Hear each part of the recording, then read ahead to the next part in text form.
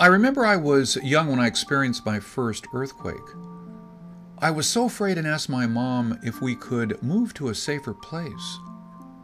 I was quite disappointed when my mom said, "Honey, there is no safe place on earth, but be a good boy and I will make sure you don't get into too much trouble." I don't know if my mom tried to use fear tactics so I would behave better, but I found the quote, "There is no safe place on earth," quite accurate. Bad news happens every day, especially for an insurance professional like me. Californians have to deal with earthquakes and wildfires, while the East Coast has its hurricanes, which seem to get worse every year. Tornadoes will run across the other states, and for the ones hiding safely in the Midwest, Yellowstone can erupt and ruin all. But it is useless to worry about things that we can't do much about. I bought earthquake insurance, but continue to enjoy the California sun. My producer Sherry continues to travel around the world so she can enjoy the beauty around the world while looking for a safe place. As you probably know by now, we ask a lot of questions, but don't usually take answers at face value. You can't blame us. No one knows where to seek for truth these days. But when our team meets people from other countries and states, we will verify what we learned about them with them. And we often share what we found with our viewers. 2 years ago, Sherry ran into some Chinese tourists from upstate New York on a cruise. She was shocked to know that both a retired doctor, his wife, and another cruise passenger had Lyme disease. How could that be? 3 out of 10 from New York? I thought Lyme cases centered in New England. And we have had like 30,000 cases a year according to CDC. Miss Lou, the doctor's wife, said she did not realize she had Lyme disease until it was too late, even when her husband is a doctor. It started with fever, so I took Tylenol. It did not help. After 2 days, I felt so weak. I had to stay in bed. My husband was busy with work, and when I got worse, he noticed this ring on me. Although we contacted my family doctor and requested a Lyme test, it was 5 days too late. Despite aggressive treatment, she struggled with many after effects. While her husband received immediate treatment after her terrible experience and almost recovered fully. That prompted our research and the release of our first Lyme disease video, A Killer in Disguise. We realized how important it is for Lyme disease patients to seek treatment early. So we listed ways to avoid ticks, symptoms of Lyme disease, and the current treatments for Lyme disease, and how the correct diagnosis can save lives. Although there have been only 633 views during the last 2 years on my YouTube channel, I had over 37,000 minutes viewed through Amazon Prime. Assuming everyone watched the full 12 minutes, that would mean 3,084 people learned about how to prevent and treat Lyme disease. Actually, 12 of them bought my video, even when they could watch it for free on Amazon Prime or YouTube. Many people would laugh and call this video poorly made, irrelevant junk. But imagine the difference this video made to the one person who seeks treatment early because of this video they watched. Miss Lou had a beautiful voice and loved to sing. After Lyme disease, she can't even smile. Now that we know how horrible Lyme disease is, how can it be treated? If you remove a tick from you and find it full of blood, that means you may be infected. So, a single dose of doxycycline may be used to prevent development of infection. But is not generally recommended since development of infection is rare. If an infection develops, a number of antibiotics are effective, including doxycycline, amoxicillin, and cefuroxime. Treatment is usually for 2 or 3 weeks.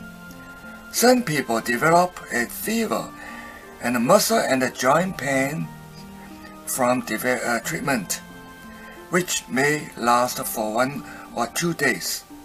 In those who develop persistent symptoms, long-term antibiotic therapy has not been found to be useful. Now, let me share with you what our team found this time in New England. Sherry asked the tour bus driver in Portland, Maine, if he knew anyone with Lyme disease. The driver said, "We have a big Lyme disease problem. My wife had Lyme disease. She had swollen joints." The next Acadia National Park shuttle driver told us that she had Lyme disease herself. She knew it was Lyme because she saw a tick on her, so she sought treatment right away, 2 weeks later when the symptoms appeared. We hopped on another shuttle bus earlier that day, and the driver said no one in his immediate family had Lyme, but he knew Bill Chinnock, a bandmate of Bruce Springsteen, that killed himself at age 59 because of the swelling in his body from Lyme disease kept him from playing his guitar. Life became unbearable, and he took his life. All the above mentioned cases are part of the 30,000 statistics. They were all confirmed Lyme disease cases, and they were all treated. Can you imagine the number of cases misdiagnosed as flu and maybe even died from it? Can you imagine how many cases were never treated properly, while the lucky ones escaped without a scratch, but the unlucky ones suffered severe consequences for not seeking treatment on time?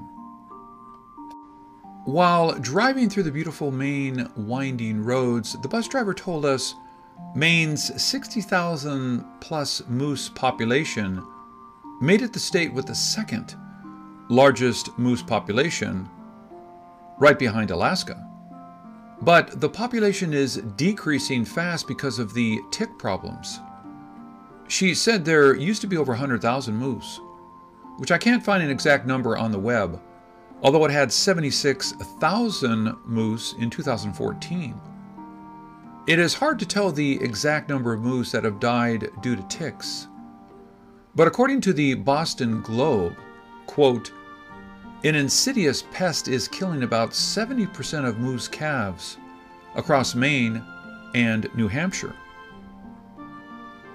What is sad is not just how many moose have died, but what has been done to stop it.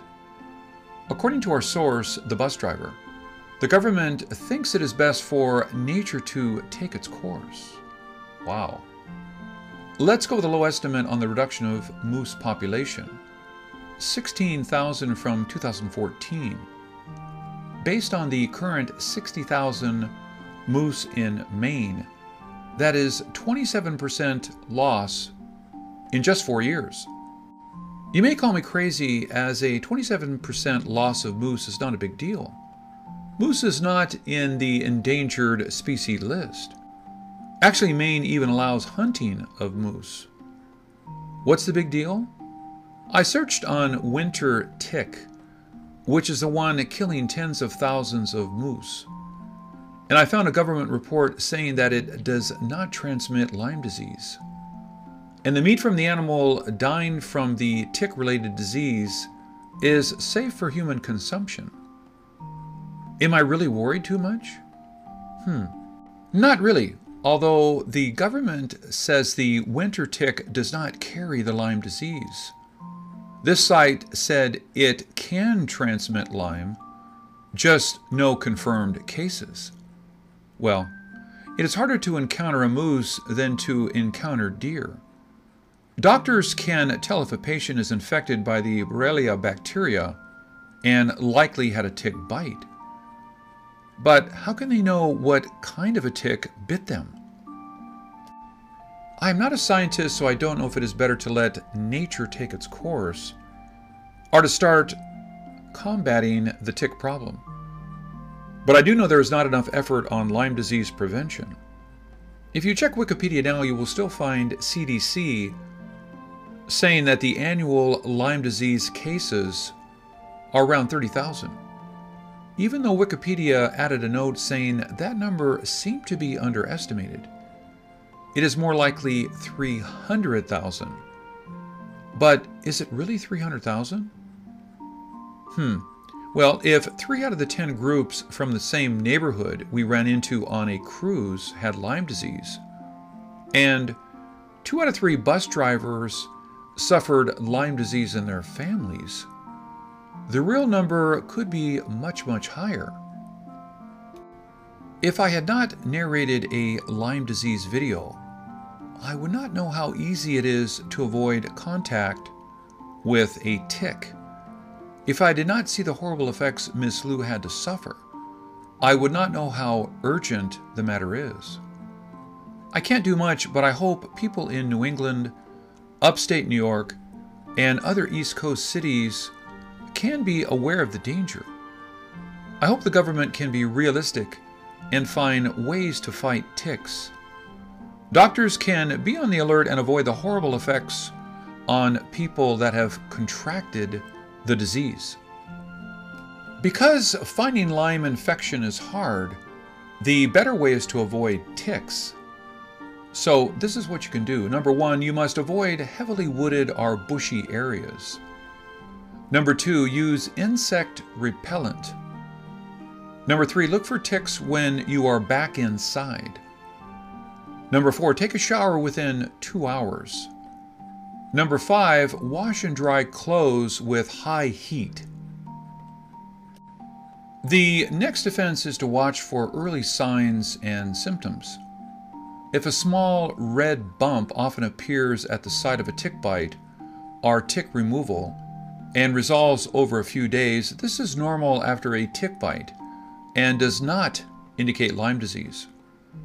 But if a rash appears from 3 to 30 days after an infected tick bite, you may be infected, especially when you have flu-like symptoms, erythema migraines, joint pain, neurological problems, nausea and vomiting, diffuse rashes.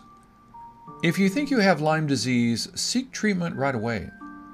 Some people have less common symptoms, like irregular heartbeat, eye inflammation, liver inflammation, or severe fatigue. Check with your doctor and share your concern. Don't wait till it is too late. This is Ken Peters. Thank you for watching.